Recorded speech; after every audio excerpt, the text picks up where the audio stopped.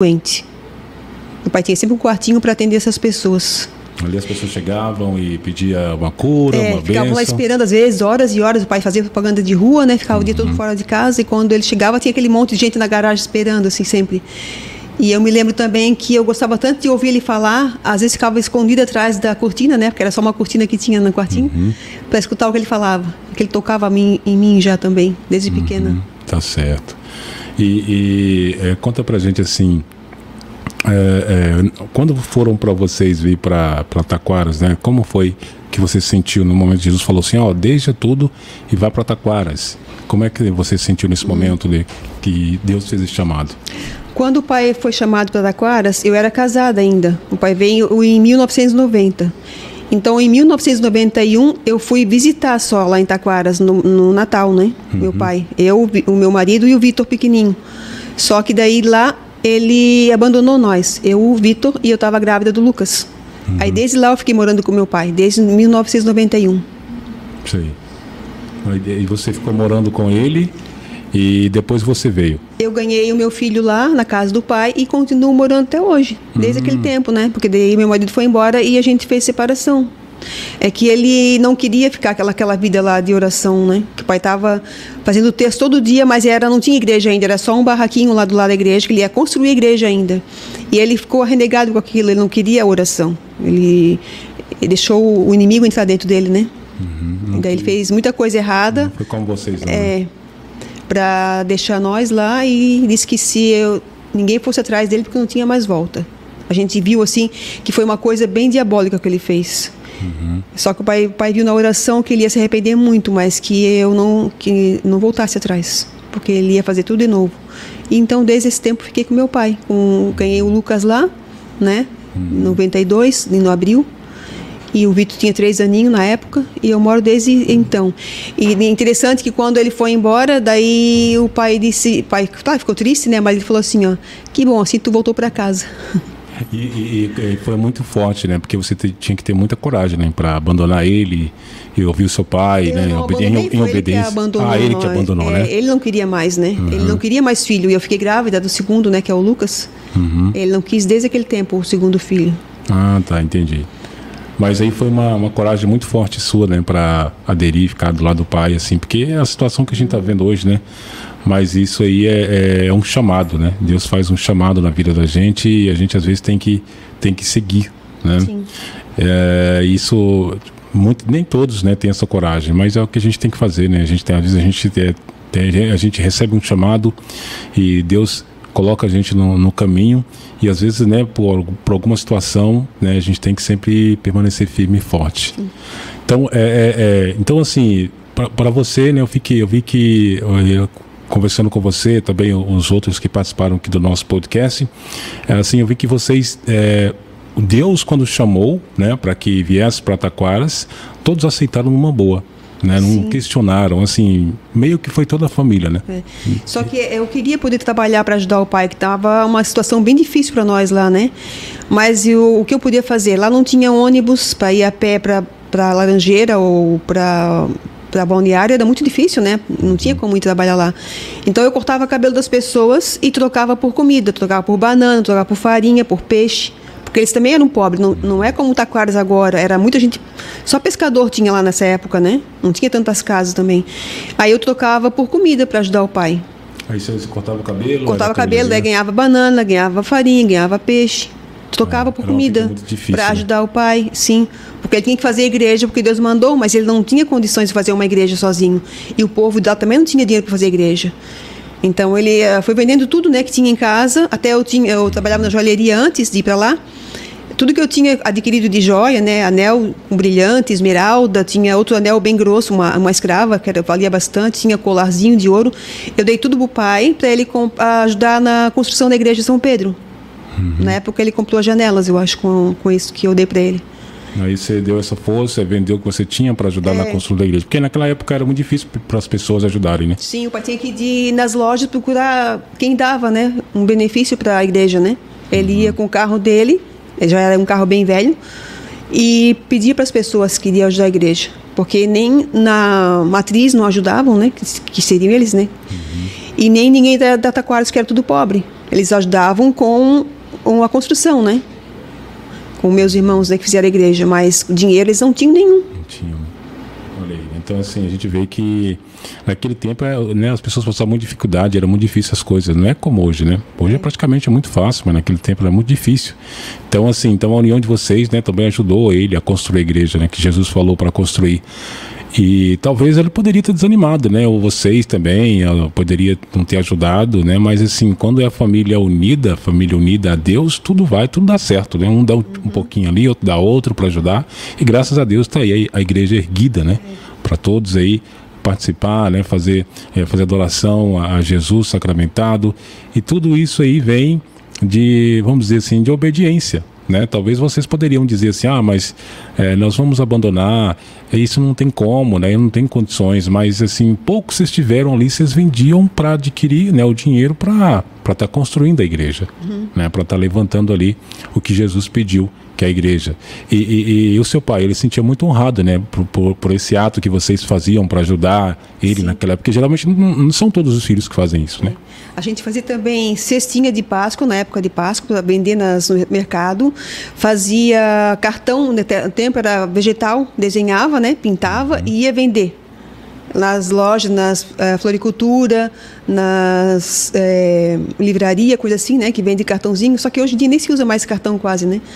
Mas aquele tempo ajudou bastante. Nós saía de manhã cedo, eu e minhas irmãs, às vezes com a Cida, às vezes com outra irmã minha, ia nas floricultura vender, vinha até Itajaí vender.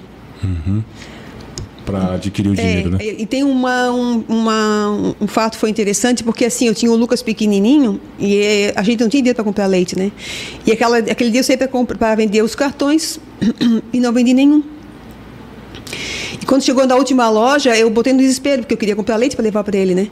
E eu comecei a chorar na loja, daí ela falou porque eu estava chorando. Eu falei, porque eu não vendi nada ainda e eu preciso levar leite para meu filho. Aí ela ficou com pena, né? Comprou um pouco. Mas daí, daquele instante ali, eu passei foi uma humilhação, né? Eu não conseguia aguentar. Não era para me chorar naquela hora, mas eu não sabia como voltar para casa sem levar nada na mão. Aí ela comprou um pouco, mas ali, uns dias depois, veio uma senhora lá do Pinho, dona Valdomina, já faleceu em 2000 ela. Eu morava no Pinho, não é na praia, né? Mas ali naquele bairro ali, né? Aí ela foi lá em casa e disse para nós que ela tinha prometido que a criança mais pequena ali de Taquaras, ela prometeu dar 1 litro de leite todo dia. E ela tinha vaca, né? Então, para mim, foi uma graça muito grande, porque Deus viu o meu desespero, né? Que eu queria comprar leite para o Lucas e não tinha dinheiro. E essa mulher trouxe todo dia 1 litro de leite lá em casa. Porque ela fez uma promessa e eu tinha o neném mais pequeno ali em Taquaras na época. Então, ela que alimentou o Lucas. Ela já faleceu, já agradeço muito ela. Eu vou lá no cemitério agradecer ela. Tinha muitas pessoas boas ainda naquela época. Porque Deus tocou, né, também nela. Então, assim, com essa situação, né, que vocês passaram, assim, conta pra gente qual foi o momento mais difícil que vocês passaram, que você pensou, não, eu não vou conseguir, nós vamos desistir. Aquele momento, assim, de desistência, qual foi pra gente? Que sempre acontece, né? Que vocês não tiveram uma vida tão boa antigamente, né? Passaram por muita necessidade, mas tem um momento, assim, que parece que tudo vai desabar, parece que a gente não vai conseguir. Conta pra gente como é que foi. Assim. Porque em Joinville a gente tinha uma casa boa, né? O pai tinha uma casa boa, tinha telefone dentro de casa, a casa imaterial, né? Todo mundo era empregado. E quando a gente deixou tudo para ir lá para fazer a igreja, ficamos sem nada, foi acabando tudo, né? Os móveis estragando, furando a cadeira, e não tinha como arrumar as coisas. Aí o pai meio que ficou também. Eu disse, pai, vamos voltar para Joinville. Ele falava, né? Eu queria voltar para Joinville para trabalhar, né? Para ajudar ele. Porque imagine, ele tinha só o Alex casado, estava tudo em casa. Mas eu com 2 filhos, né? Tinha a Silvana com a Francine, tinha muita gente dentro de casa para ele alimentar, né? Então eu dizia, vamos voltar. Daí eles, não era para voltar, era para ficar ali mesmo. Mas mesmo com esses... que a gente passou assim, né? Tanta dificuldade, ainda a gente era alegre ali, sabe? Eu tenho saudades desse tempo, porque era tudo bem simples, o chão batido, tudo era bem simples. Não tinha guarda-roupa, não tinha cama. Ainda tinha aquelas lamparinas, né, que o povo usava, que as candeias, colocava o óleo. Não tinha luz, também? Mas assim era tudo muito simples. Tudo muito simples, né? Tá certo. E dá saudade, às vezes, também desse tempo assim, difícil, mas era tudo bem unido, sabe? Parece que quanto mais dificuldade, mais a gente se une, né? Então isso significa que Deus estava sempre presente com vocês, né? Com certeza. Porque mesmo a situação que está passando por necessidade, mas tem essa união, tem essa alegria um com o outro, nessa confiança, é sinal de que Deus está presente. Sim. Porque assim, senão ia haver um desespero muito grande, né? Aí poderia haver brigas, poderia haver discussão, poderia se separar, né? Às vezes um poderia abandonar o outro, mas quando tem Deus, né? E a gente vê que o profeta Pedro II, a fé dele era muito forte. Como pode, né, ele com toda a família abandonar um lugar para ir para um lugar que Jesus chamou e ali, né, igual você está falando, tá com a família ali, desempregado praticamente, mas ele ali na confiança, sabendo que Deus vai dar o sustento, né? E isso é uma fé muito grande que ele teve. Né? Porque não é qualquer um que faz uma coisa dessa, né? Aí você falando que você tinha vontade de voltar para Joinville para trabalhar, para ajudar ele, não, tenha mais paciência, né? Paciente. Então assim, a gente vê que Deus estava com vocês nesse momento, né? Porque ele fala nas mensagens, vocês vão passar por muita dificuldade, mas estava sempre presente.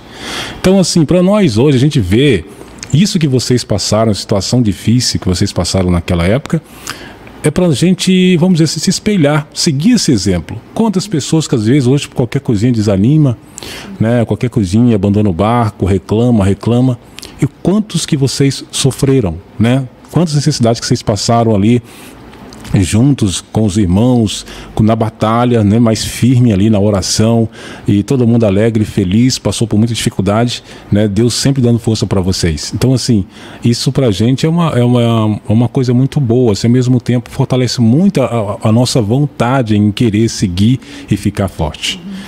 Por isso que temos pessoas que julgam, né, julgam o livro pela capa, julgam vocês, né, o profeta, mas é isso e aquilo. Eles não param e não buscam o conhecimento, não buscam a história de vocês, como começou, como surgiu a história, né? Não, eles praticamente vão julgando, vão te criticando, igual você falou, naquela época vocês foram muito humilhados, né, devido a passar por necessidade, mas hoje, graças a Deus, todo mundo aí, né, tem o seu emprego, todo mundo está, né, assim, na graça de Deus, não está passando por necessidade igual antigamente, né? Sim. Mas isso significa que prosperaram, né? Deus ali aumentou mais para vocês.